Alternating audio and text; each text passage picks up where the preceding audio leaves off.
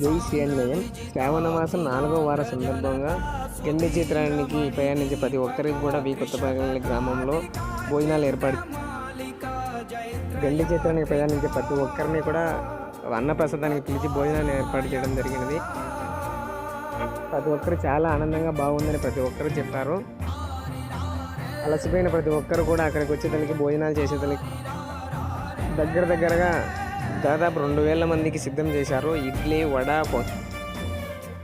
ఈ వంట ప్రిపేర్ చేయడం కోసం ఈయన దగ్గర దాదాపు తెల్లవారుజులు మేల్కొని ఇలా చేయడం ఇది మాకు దొరికిన భాగ్యంగా స్వీకరిస్తామని ఆయన. జై శ్రీ ఆంజనేయం. నటనా